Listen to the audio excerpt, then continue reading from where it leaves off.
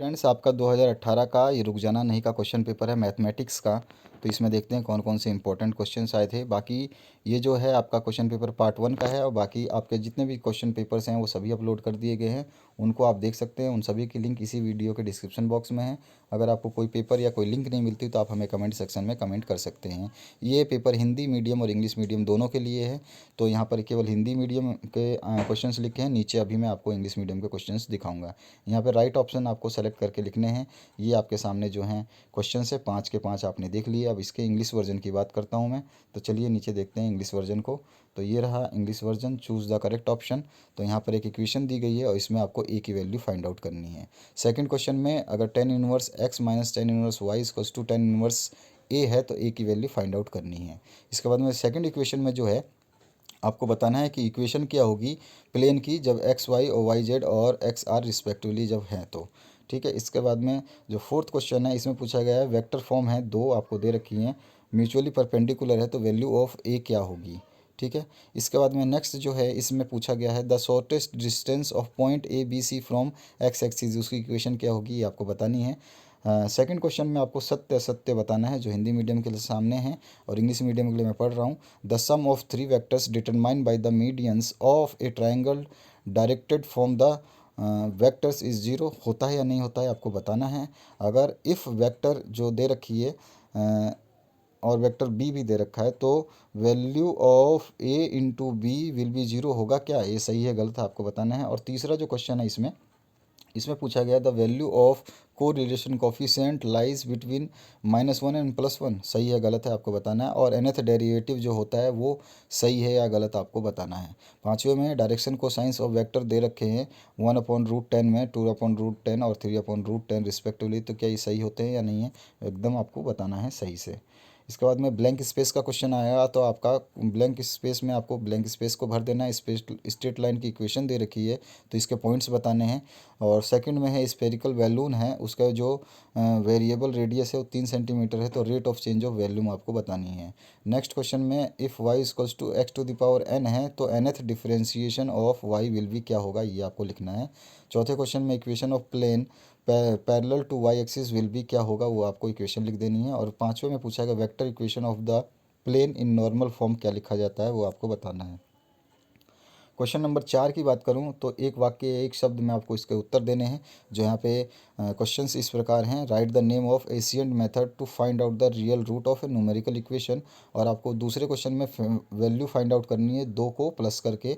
और तीसरा जो क्वेश्चन है इसमें आपको in which interval does the root is the equation जो है x³ - x - 2 इक्वल्स टू 0 लाई करेगा। और चौथा क्वेश्चन है write the formula of trapezoidal rule in numerical method. और पांचवा पूछा है write down the formula of Newton's Raphson's method find out the square root of a number. ठीक है। अब अजिए नेक्स्ट क्वेश्चन में आपको जोड़ी बनाने को बोला है, यानी कि आपको मैच करना है आपस में। जो आंसर्स आपके सामने है लेकिन आपको करेक्ट पता करना है कि कौन सा करेक्ट है, तो इनको आपस में मैच कर देना है। ये हिंदी मीडियम और इंग्लिश मीडियम के लिए दोनों ही सेम ऐसे ही कॉलम बनाए गए हैं। अब आज ये बी सेक्शन में बात करें तो बी सेक्शन में जो है आपका कोऑर्डिनेट्स दे रखे हैं पी और क्यू के, जो कि वैल्यूज़ के फॉर्म में दे रखी है फोर जो कोऑर्डिनेट्स हैं उनकी। तो आपको बताना है वेक्टर जो पी क्यू है उसका वेक्टर को फाइंड आउट करना है और इसका मैग्नीट्यूड भी आपको निकालना है। और ऑप्शन में आया है फाइंड करना है आपको यूनिट वेक्टर है, ये रिएक्टर नहीं है, गलती से लिख दिया है, मिसप्रिंट है। Unit vector parallel to the vector i - 2j। इसके बाद में जो सेवन्थ क्वेश्चन है इसकी बात करूं तो यहाँ पर है if a is equals to 2i lambda j plus k and b equal to 4i - 2j - 2k are perpendicular to each other then find the value of lambda. जब भी आपके कोई इक्वेशन में कुछ अलग दिखाई दे तो समझ लो उसी के बारे में पूछने वाला है। और ऑप्शन में find the projection of vector i - j on vector i+j। इसके बाद में आ जाइए नेक्स्ट जो क्वेश्चन है आठवां।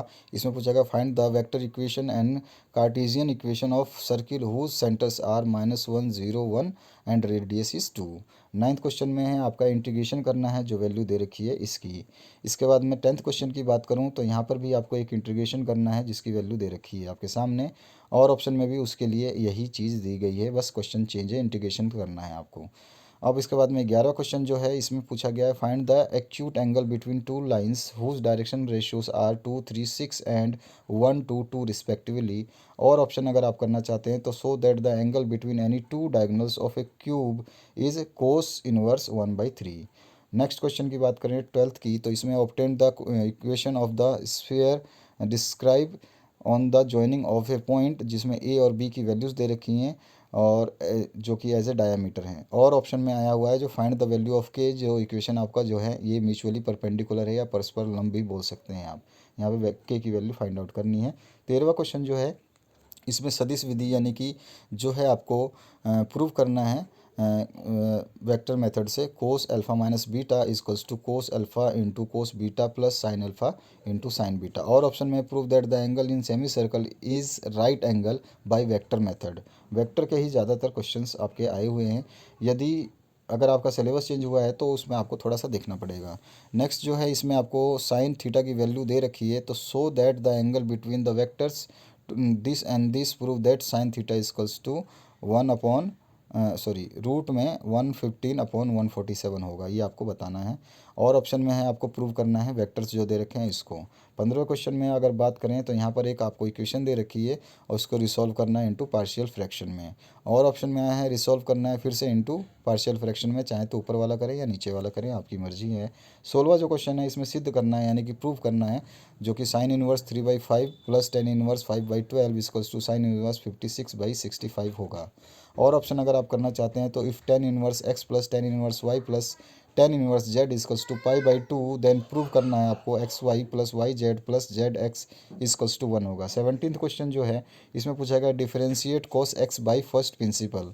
और ऑप्शन में आया है if y equals to log e sine x then find the value, यानी कि dy/dx आपको निकालनी है। 18वें क्वेश्चन में इफ़ वाई की एक्स की power Y equals to E to the power Y minus X, तो प्रूव करना है dy/dx equals to 2 minus log x upon 1 minus log x का होल स्क्वायर। इसी तरह अथवा में जो आपका क्वेश्चन है उसमें भी Y equals to X square log x दिया गया है, तो प्रूव करना है D to the power 4 Y upon D X to the power 4 equals to -2 upon X square. और 19वां जो क्वेश्चन है इसमें दिया गया है prove that the function X cube minus 3x square plus 3x minus 100 is increasing in R. और option में है verify Rolle's theorem for the function F X equals to 4x square minus 12x plus 9 in the interval 0,3। 20वां जो question है इसमें पूछा गया prove that value of correlation coefficient जो है आपका जो इसको आप पी तो नहीं बोलेंगे, पी के फॉर्म में ये आपका जो म्यू आता है म्यू टाइप में है, लाइज बिटवीन -1 टू +1।